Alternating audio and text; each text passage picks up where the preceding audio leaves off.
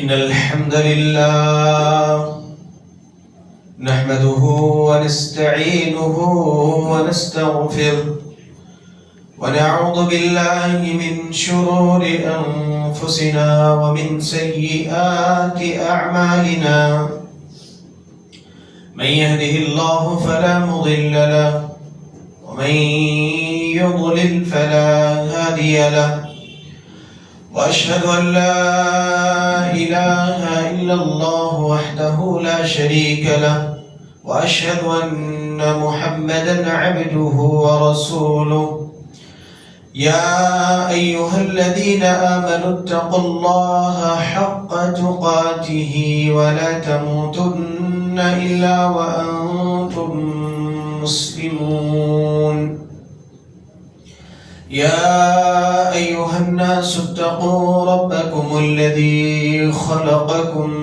من نفس واحدة وخلق منها زوجها وبث منهما رجالا كثيرا ونساء واتقوا الله الذي تساءلون به والأرحام إن الله كان عليكم رقيبا يا أيها الذين آمنوا اتقوا الله وقولوا قولا سديدا يصلح لكم أعمالكم ويغفر لكم ذنوبكم ومن يطع الله ورسوله فقد فاز فوزا عظيما أما بعد فإن خير الحديث كتاب الله وخير الهدي هدي محمد صلى الله عليه وسلم وشر الأمور محدثاتها وكل محدثة بدعة وكل بدعة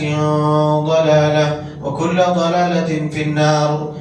أعوذ بالله من الشيطان الرجيم. بسم الله الرحمن الرحيم. والعصر إن الإنسان لفي خسر إلا الذين آمنوا وعملوا الصالحات وتواصوا بالحق وتواصوا بالصبر. وقال النبي صلى الله عليه وسلم لا تزول قدم ابن آدم من عند ربه يوم القيامة حتى يسأل عن خمس: عن عمره فيما أفناه، وعن شبابه فيما أبلاه، وعن ماله من أين اكتسبه وفيما انفقه، وماذا عمل فيما علم، أو كما قال عليه الصلاة والسلام.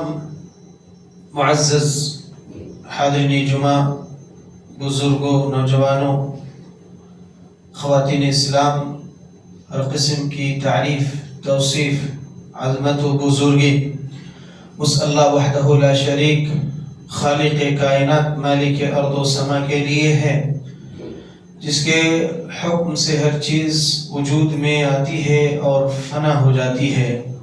درود و سلام نازل ہو تمام انبیاء کرام علیہم الصلاۃ والسلام پر، جن کو رب العالمین نے لوگوں کی بندگی سے نکال کر ایک اللہ کی عبادت پر لگانے، حق و باطل کا فرق بتانے، صحیح اور غلط کی تمیز سکھانے اور حلال و حرام کی تفصیل و ڈیٹیل بتانے کے لیے یکے بعد دیگرے مبعوث کرتا رہا۔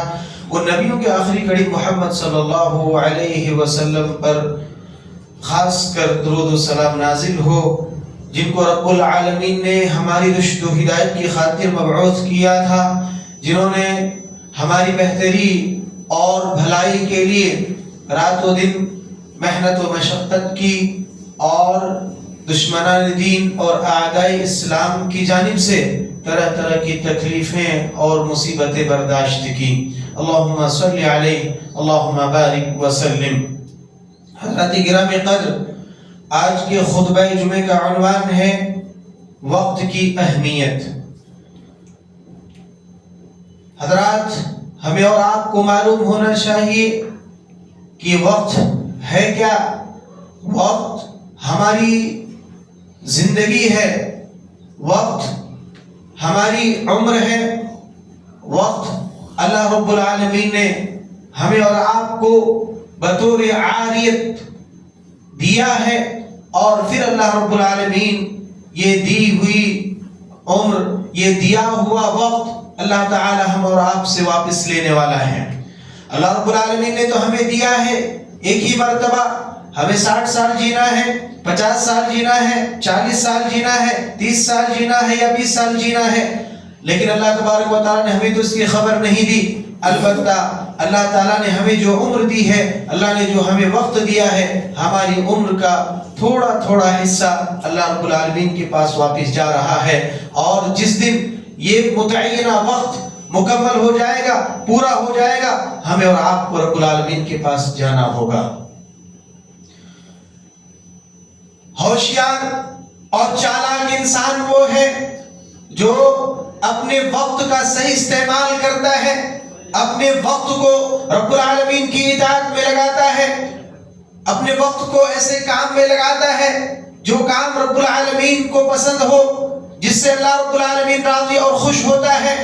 اور بڑا خائب و خاسر، بڑا نامراد، بڑا ناکام وہ انسان ہے جو اپنے وقت کا غلط استعمال کرتا ہے، غلط کاموں میں، رب نافرمانیوں میں، معصیت میں، گناہ کے کاموں میں اپنے وقت کو ضائع کرتا ہے، برباد کرتا ہے۔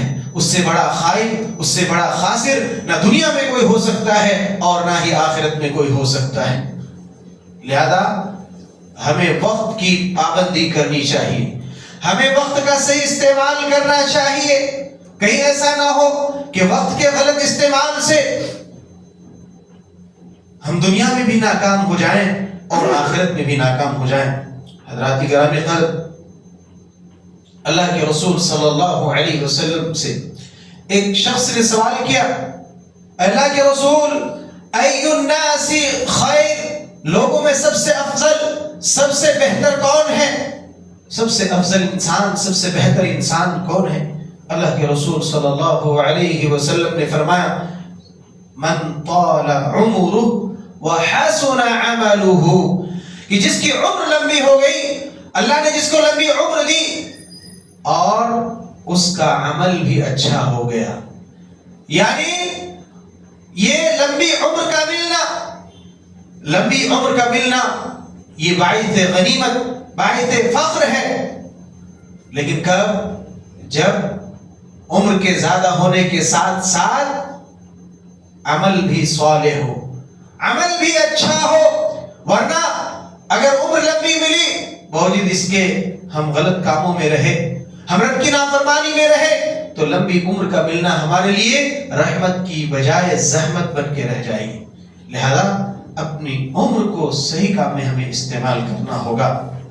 حضرات گرامی قدر، وقت کی اہمیت کا اندازہ آپ اس بات سے لگا سکتے ہیں کہ رب العالمین نے قرآن مجید کے متعدد مقامات پر وقت کی قسم کھائی ہے۔ کبھی اللہ تبارک و تعالیٰ نے رات کی قسم کھائی، کبھی اللہ رب العالمین نے دن کی قسم کھائی، اللہ رب العالمین نے کبھی زمانے کی قسم کھائی۔ اور اللہ تبارک و تعالیٰ جس چیز کی قسم کھاتا ہے، اللہ تعالیٰ اس کی عظمت، اللہ تعالیٰ اس کی اہمیت کو ہمارے اور آپ کے سامنے اجاگر کرنا چاہتا ہے، کیونکہ اللہ تعالیٰ شیء عظیم، بڑی چیز کی قسم کھاتا ہے۔ اللہ رب العالمین نے سورۃ اللیل میں فرمایا واللیل اذا یغشی، اور رات کی قسم جب اسے ڈھانپ لے۔ اسی طرح والنہار اذا جلاہا، اور دن کی قسم جب اس کو روشن کرتا ہے۔ تو اللہ تبارک و تعالی نے رات کی قسم کھائی، اللہ تعالی نے دن کی قسم کھائی، والفجر ولیال عشر، قسم ہے فجر کی اور 10 راتوں کی۔ اسی طرح اللہ رب العالمین نے سورہ عصر میں فرمایا والعصر، زمانے کی قسم، ان الانسان لفی خسر، یقینا انسان سب کے سب نقصان میں، سارے کے سارے خسارے میں ہیں۔ انسان نام کے جتنے بھی ہیں سبھی نقصان میں ہیں، سبھی خسارے میں ہیں، لیکن اللہ رب العالمین نے کچھ لوگوں کو اس خسارے سے، اس نقصان سے بچا لیا ہے۔ وہ کون لوگ ہیں؟ الا الذین آمنوا، مگر وہ لوگ جو ایمان لائے، وعملوا الصالحات، اور نیک عمل کیے، وتواصوا بالحق، اور ایک دوسرے کو حق کی وصیت کی، وتواصوا بالصبر، اور ایک دوسرے کو صبر کی تلقین کی، صبر کی نصیحت کرتے رہے۔ اس صورت کے اندر اللہ رب العالمین نے تمام انسانوں کو گھاٹے اور خسارے میں قرار دیا ہے، لیکن وہ انسان نقصان میں نہیں ہوگا، وہ خسارے میں نہیں ہوگا جس کی زندگی کی بنیاد 4 چیزوں پر قائم رہے گی۔ جس انسان کی زندگی کی بنیاد 4 چیزوں پر قائم رہے گی، وہ پہلی چیز کیا ہے؟ ایمان، اللہ پر ایمان، آخرت کے دن پر ایمان، فرشتوں پر ایمان، اللہ کی نازل کردہ کتابوں پر ایمان، رسولوں پر ایمان، اور آخرت کے دن پر ایمان، اور اچھی اور بری تقدیر پر ایمان۔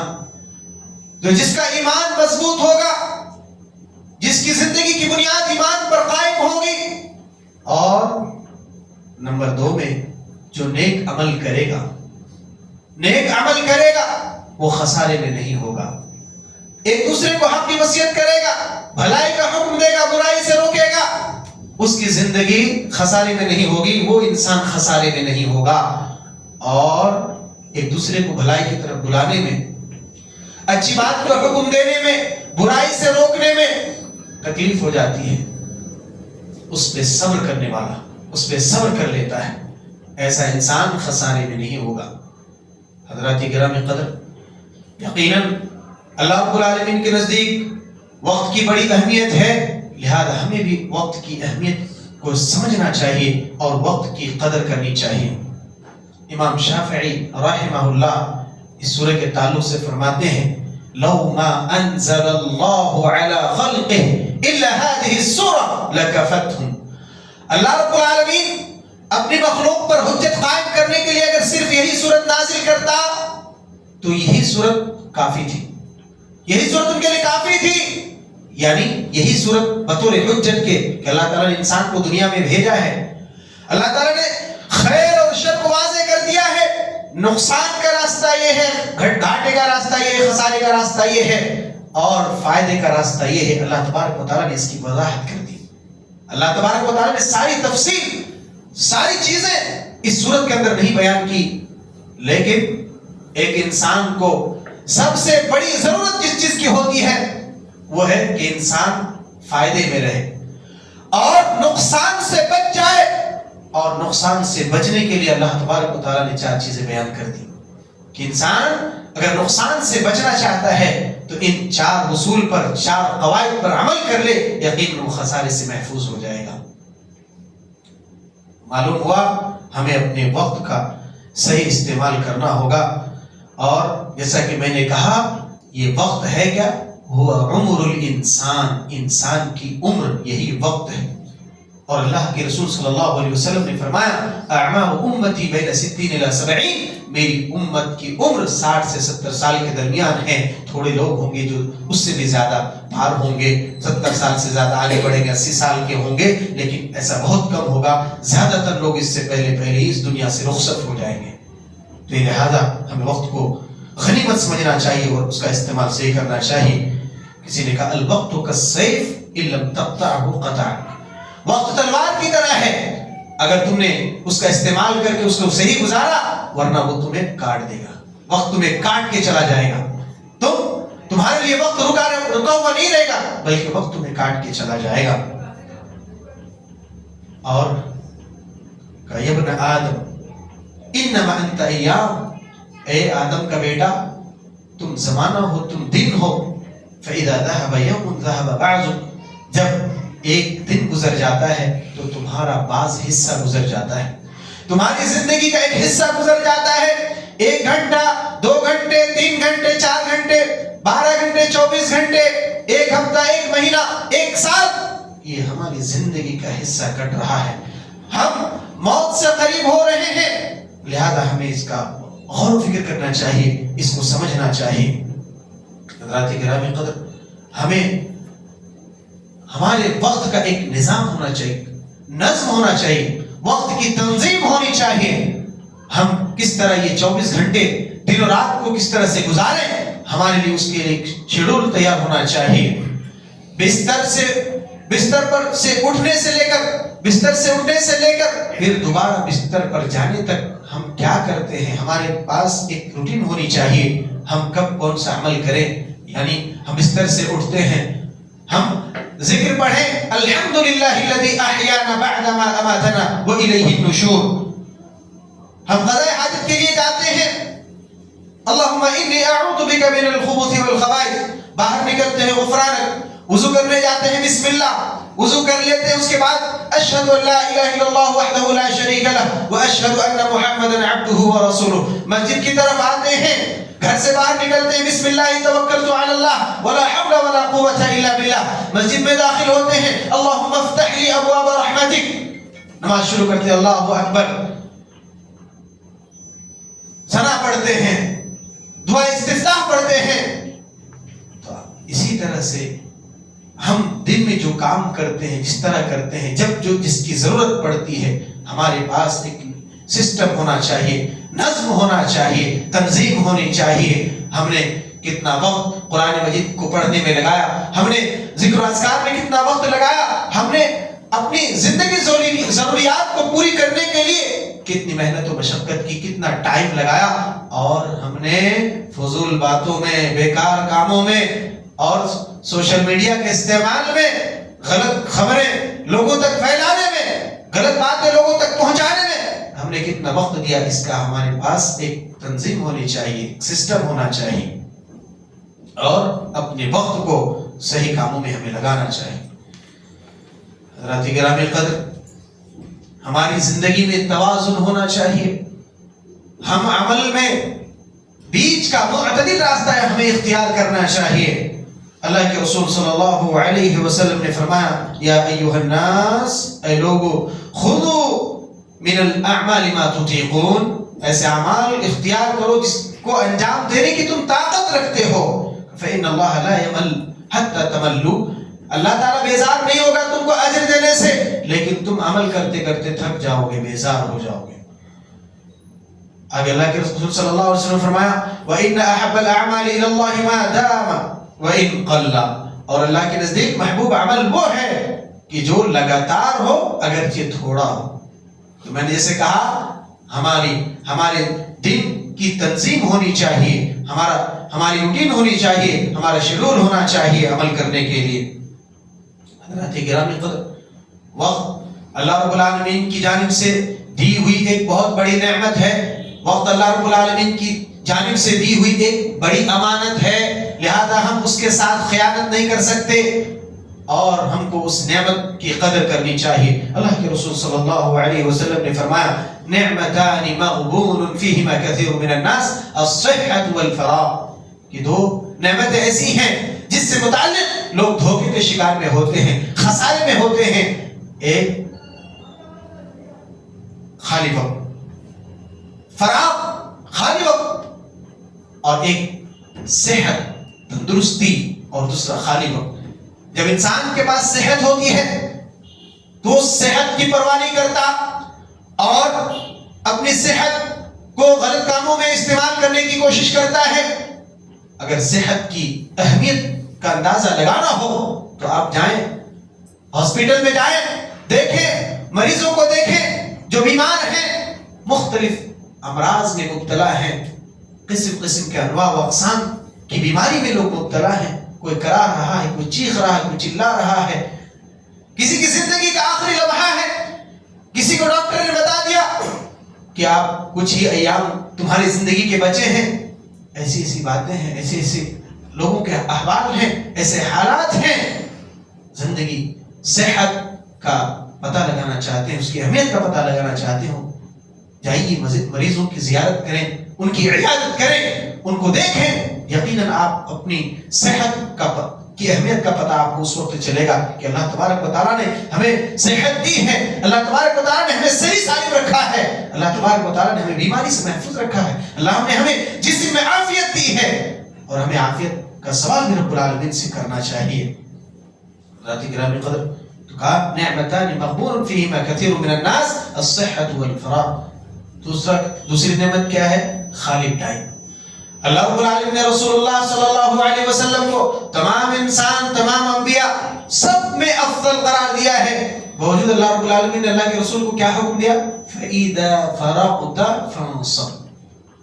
جہاد کے کام میں فرائض کے بعد اگر آپ سب کچھ ادائیگی کرنے کے بعد، سب کو ادا کرنے کے بعد اگر آپ کے پاس ٹائم رہتا ہے تو آپ اپنے آپ کو تھکائیے، عبادت میں لگا دیجیے،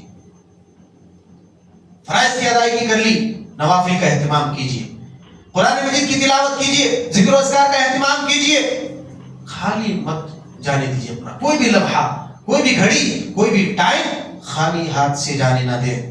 اللہ کے رسول صلی اللہ علیہ وسلم دوسری حدیث میں فرمایا اغتنم خمسا قبل خمس، 5 چیزوں کو 5 چیزوں سے پہلے غنیمت جانو۔ نمبر 1 شبابک قبل حرمک، اپنی جوانی کو اپنے بڑھاپے سے پہلے غنیمت جانو۔ اللہ نے جوانی دی ہے، جوانی کا صحیح استعمال کرو۔ جوانی کی عبادت رب کو سب سے زیادہ محبوب ہے۔ جوانی کی عمر میں انسان جتنا لمبا قیام کر سکتا ہے، جتنا رکوع میں رہ سکتا ہے، قرآن مجید کی تلاوت کر سکتا ہے، مشقت کو جتنی برداشت کر سکتا ہے، بڑھاپے کی عمر میں اتنے نہیں کر سکتا۔